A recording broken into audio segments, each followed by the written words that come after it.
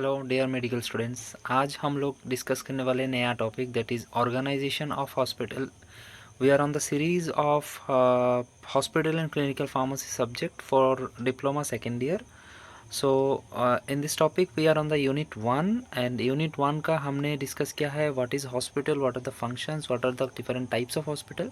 और आज हम लोगों का लेक्चर है on the organisation of hospital. एक हॉस्पिटल किन किन चीज़ों को लेके बनता है, उसमें कौन कौन से लोग रहते हैं, क्या क्या पर्टिकुलर डिपार्टमेंट रहता है, एक्सेट्रा. ठीक है, शुरू करते हैं.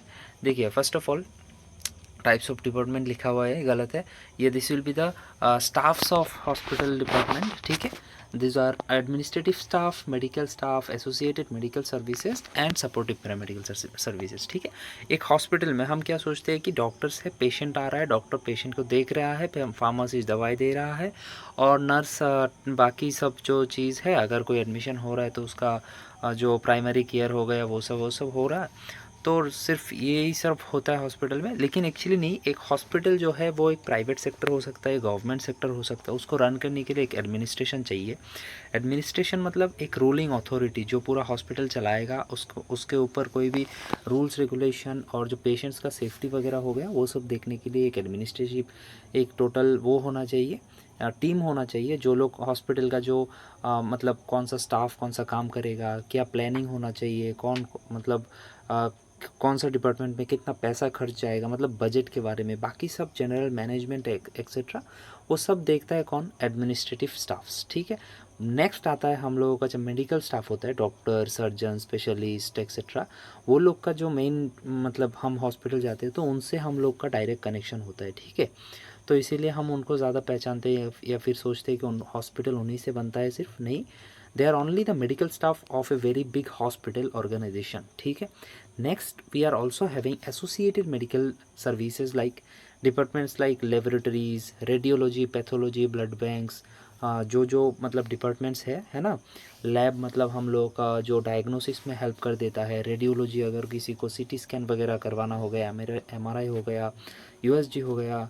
पैथोलॉजी मतलब जो भी हम लोगों का ब्लड का वो हो गया ना, सैंपल लेके उसको टेस्ट करना, एक्सेट्रा एक्सेट्रा. तो लास्ट और एक बहुत ही इंपॉर्टेंट डिपार्टमेंट भी हमारे हॉस्पिटल में होता है, that is supportive paramedical services. मतलब जो मेडिकल्स है, मेडिकल स्टाफ से उनको सपोर्ट करने के लिए, जैसे कि हम लोगों का कोई भी फार्मासिस्ट हो गया, नर्स हो गया, उन लोगों का तो वाइटल रोल्स ही है. साथ में अगर कोई फिजियोथेरेपिस्ट है, कोई डाइटिशियन है, कोई सोशल वर्कर्स है, जो एसोसिएट होके बाकी सब कामों में भी डॉक्टर्स या फिर मेडिकल स्टाफ्स का हेल्प करते हैं, उनको सपोर्टिव पैरामेडिकल स्टाफ्स के अंदर मतलब हम देखते हैं. तो इन सब को मिलके हम लोग का एक हॉस्पिटल का ऑर्गेनाइजेशन बनता है. ठीक है, तो इनको अभी हम मतलब एक ब्रीफ में एक डिस्क्रिप्शन के साथ देखेंगे. तो ऑर्गेनाइजेशन अगर स्ट्रक्चर वाइज हम देखें तो टॉप लेवल सबसे ऊपर में कौन होना चाहिए, आप अगर सोचो तो that should be the government, right. Let it be a private hospital, let it be a government hospital, but the rules regulation, the criteria of running a hospital, they should be set by an authority so that the patient safety is kept highlighted.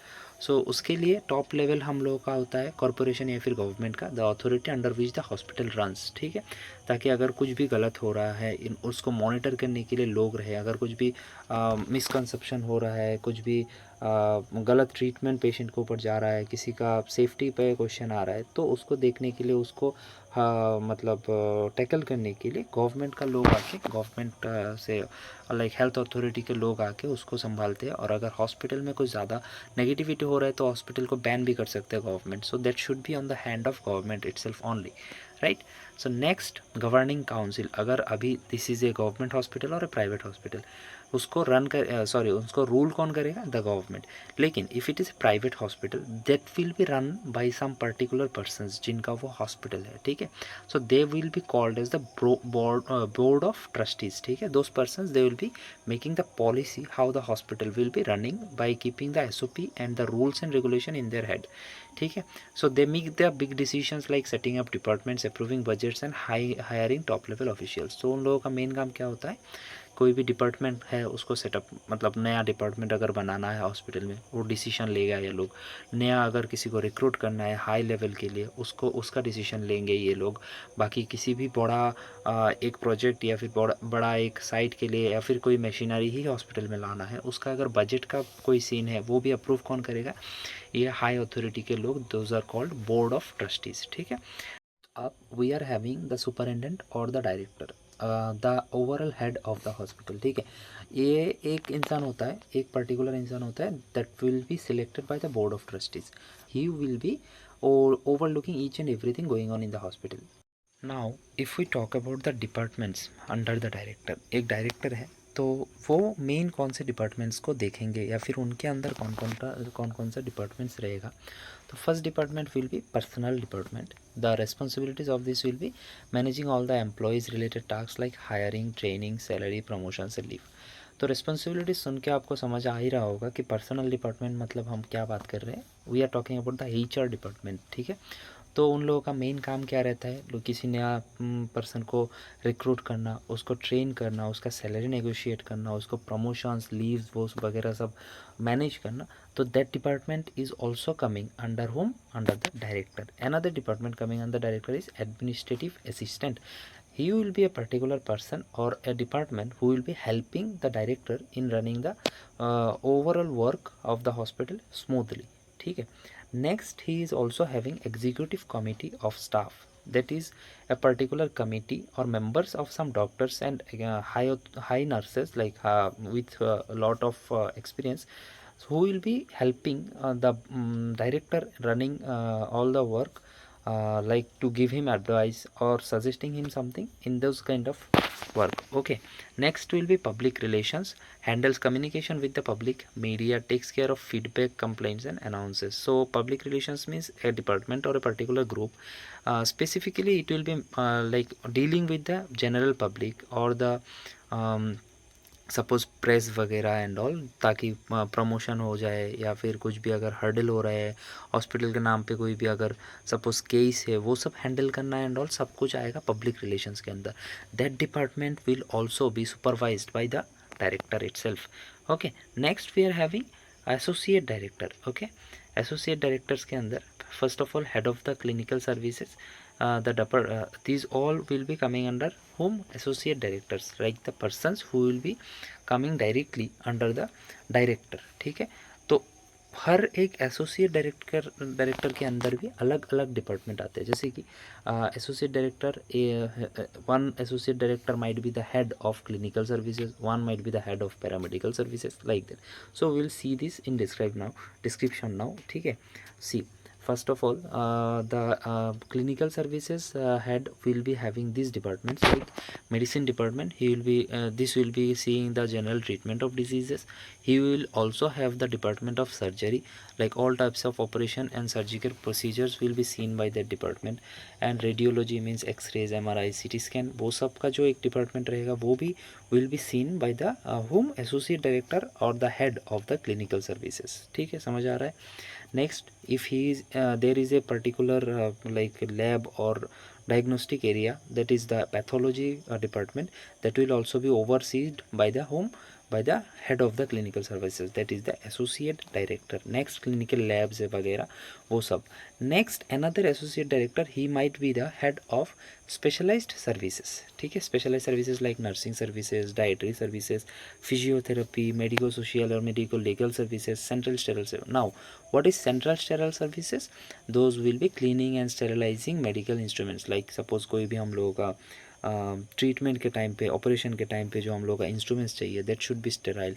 कोई भी हम लोग का IV कोई भी medicines हो गया, that should be also sterile. So these things comes under this central sterile services, that is also overlooked by the head of the specialized services. Next, he is also a head of pharmacy services, and the pharmacy service will be having these departments like manufacturing unit, drug purchase and distribution. Manufacturing means जहाँ पे drug बनाया जाएगा, वो अलग सा एक unit होगा, उसको देखने का भी उनके ऊपर पर्सनल एक रेस्पॉन्सिबिलिटी होगा. Then drug purchase and distribution, कहाँ से ड्रग खरीदना है, कितना ड्रग बेचने से क्या हम लोगों का प्रॉफिट रहेगा, वो सब का एक यूनिट भी है ना, उसका भी हेड वो एसोसिएट डायरेक्टर होगा. Next, the drug information services जो हो गया, थेरेपेटिक मॉनिटरिंग सर्विसेज मतलब कैसा ड्रग, कौन सा ड्रग कितना मतलब पर्टिकुलर अमाउंट या फिर डोज में कैसा काम कर रहा है, कोई साइड इफ़ेक्ट्स तो नहीं है वगैरह वगैरह, वो सब नोट करना, वो सब मेंशन करना, अगर कोई एडियर है तो उसको रिपोर्ट करना वगैरह. This all will be coming under the head of pharmacy services that will be also run or supervised by the associate director. He will also be the head of administrative services, like he will also see the grants and contracts. कोई भी अगर funding या फिर agreement related issues है, कोई भी credit services like billing और financial services कोई है, telephone services like internal and external अगर कम्युनिकेशन का कोई गैप है या फिर कोई एरिया है उसको भी ओवरसी करना.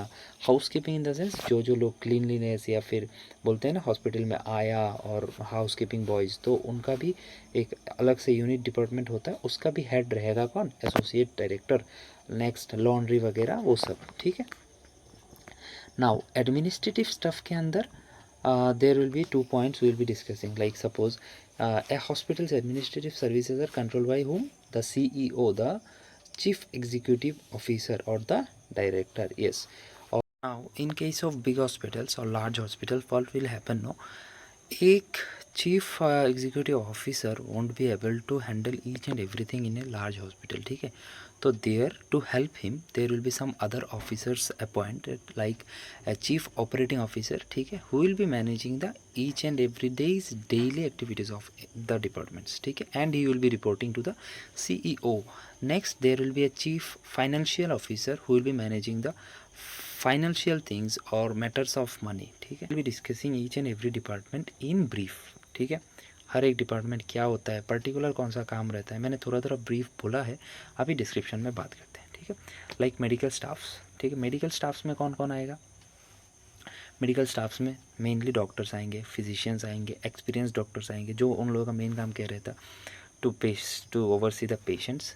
किसी को अगर कोई ट्रीटमेंट चाहिए, किसी को डायग्नोसिस का हेल्प चाहिए तो लिख के देना, किसी को कौन सा ट्रीटमेंट लेना है वो देना, किसी को अगर कोई सर्जिकल प्रोसीजर करवाना है, this all will be seen by the doctors mostly, ठीक है. Doctors are mostly bound to the patients only, ठीक है. बाकी जो काम रहता है उसके लिए हम लोगों का डायग्नोस्टिक टीम रहता है, नर्सेज रहते हैं, पैरामेडिकल स्टाफ्स रहते हैं, एक्सेट्रा, ठीक है. So their main goal is to provide treatment to the patients, ठीक है. Next now what are the different types of medical staffs, कौन कौन सा टाइप्स रहते हैं या फिर कौन कौन से लोग रहते हैं मेडिकल स्टाफ्स के अंदर. First is residential medical staff. वो बड़े हॉस्पिटल में कुछ कुछ ऐसे होता है कि रेसिडेंशियल मेडिकल स्टाफ मतलब दो staffs they will be staying in the hospital itself, उनके लिए अलग से रूम अलॉट किया जाएगा and they will be there for the 24/7, मतलब हफ्ते के हर दिन 24 घंटे they will be available for any kind of emergencies and all, ठीक है. उनको बोला जाता है residential medical staff. Associate medical staff are like residential medical staff only, but they are not provided with the hostel or the room facilities. Consulting medical staff मतलब special doctors who visit the hospital as needed, जब भी ज़रूरत पड़ेगा तो उनको बुलाया जाता है. Next is honorary medical staff, तो मतलब रिटायर्ड जो डॉक्टर्स हो गए who run their own clinics, ठीक है. नेक्स्ट मेडिसिन डिवीजन के अंदर और department like internal medicine like general treatment for adult disease. Internal medicine मतलब जनरल मेडिसिन, जो भी आप लोगों का सपोज़ किसी को फीवर है, किसी को नॉर्मल पेट दर्द है, किसी को बुखार जुकाम एक्सेट्रा, जो नॉर्मल कंडीशन है उसको ट्रीट करने के लिए अगर एक डिपार्टमेंट होता है उसको हम बोलते हैं क्या, जनरल डिपार्टमेंट, राइट. तो मोस्टली पीपल्स जो विजिट करते हैं वो जनरल डिपार्टमेंट हो गया. Next we come to specialisation like cardiology. किसी को अगर हार्ट रिलेटेड प्रॉब्लम है तो वो कार्डियोलॉजी डिपार्टमेंट जाएगा. किसी को अगर पेट related, stomach related, internal gastroenterology related कोई प्रॉब्लम है तो गैस्ट्रोएंटरोलॉजी डिपार्टमेंट जाएगा. नेफ्रोलॉजी भी एक डिपार्टमेंट होता है. अगर किसी को किडनी रिलेटेड कोई प्रॉब्लम है तो वो नेफ्रोलॉजी डिपार्टमेंट जाएगा. किसी को अगर सांस लेने में, लंग में COPD या फिर सोचो कि ब्रीदिंग रिलेटेड कोई प्रॉब्लम है, they will be going to the pulmonary diseases and consult the pulmonary consultant or the physician who is specialized in that particular area, like that psychiatry, sociology, neurology, general surgery. now ऐसा department भी है like neurology and साइक्रियाट्री. अब उसके बाद अगर if we come to surgical division तो उसके अंदर we are having general surgery like जो नॉर्मल सर्जरी रहता है, अपेंडिक्स हो गया, हर्निया का ऑपरेशन हो गया, this will be coming under general surgeries. Next we are having gynaecology department. किसी को अगर pregnancy, childbirth, reproductive health लेके कोई भी इश्यूज़ हो रहा है तो they will be visiting the gynecologist for the surgery if needed. ठीक है ना। orthopedic surgery they will be mostly dealing with the bone, joint, muscle surgeries etc. ophthalmology किसी को अगर eye related कोई सर्जरी है तो they will be visiting the ophthalmology department of surgery. Next किसी को अगर like this is otolaryngology, that is मतलब ईयर, नोज एंड टंग। किसी को अगर सॉरी थ्रोट, किसी को अगर इन सब रिलेटेड कोई भी सर्जरीज करवाना है तो they will be visiting this particular departments. Next if we come to our other departments, there will be a radiology department. तो वो एक बहुत ही स्पेशलाइज्ड अलग से एक एरिया रहता है. तो this department uses what, radiation to like radiation and imaging to diagnose and treat diseases. जैसे कि कोई भी हम लोगों का जो स्पेशल टेस्ट हो गया, एक्सरे हो गया, सीटी स्कैन, एमआरआई, सोनोग्राफी, वो सब किया जाता है रेडियोलॉजी डिपार्टमेंट के अंदर. तो ये will be, this department will be run by some MD, और स्पेशलाइज्ड डॉक्टर. ठीक है, who works based on the instruction from other doctors. कोई भी डॉक्टर अगर स्पेशली लिख के देता है इस टेस्ट के लिए, then this doctor will be supervising this thing. ठीक है, बट इस रेडियोलॉजी डिपार्टमेंट में बहुत सारे स्टाफ्स रहते हैं, जैसे रेडियोलॉजिस्ट, जब main doctor will be performing the test, like physicist or radiotherapist, those are the persons who will be assisting that doctor. Now isotope pharmacist, that person or that pharmacist who will be preparing drugs related to like radiology department, means radio pharmaceuticals, he will be preparing those drugs. Nurses to assist the doctor. ठीक है. Next we are having pathology and clinical biochemistry services. These are those department, they will be mostly what they will be doing, they will be taking the blood sample and do all the pathology related. और blood में कोई भी अगर test का doctor लिख के देते, like sugar हो गया, यूरिया हो गया, हम लोगों का इन्फेक्शन रिलेटेड कोई भी हो गया, तो वो सब टेस्ट के कौन से डिपार्टमेंट किया जाता है, that will be in the pathology and clinical biochemistry department. ठीक है, we are having a particular department related to the blood bank. Blood collect करना, स्टोर करके रखना, जब ज़रूरत हो उसको डिलीवर करना, this will be undertaking under this blood bank services. Next we are having supportive paramedical services like nursing services. Next dietary services. Dietary means किसी patient को अगर पर्टिकुलर डाइट का ज़रूरत होता है, dietitians will be there to give them a chart और particular proper diet help. ठीक है. Next, medical social services department, they will be mostly dealing with the social workers, they will be mostly dealing with the patient's family. ठीक है, उनको support करना. Central sterile services, these are those services where we will be sterilizing all the medical tools, equipments that will be used in the operation theaters. Okay. Medical and patient treatment records, वो अलग से एक department रहता है जहाँ पे हम क्या करते हैं, कंप्लीट मेडिकल फाइल मेंटेन करते हैं एक पेशेंट का, जिसमें उसका history, treatment, medicine givens, reports, वो सब रिकॉर्ड रहता है, ताकि we can help the patient in future by what, by presenting his previous data. Right. Next we are having drug information services. In a hospital, it is a very important service where a particular or group of particular pharmacists will be giving or delivering data about some drug or disease to the healthcare workers as well as patients. Okay. Next, drug distribution system, that is talking about the pharmacy. In hospital there are two types of distribution, mainly indoor for the indoor patients and for the outdoor patients as well. Next. Okay. So these were all the departments of hospital I have shared with you. I think this video helped you.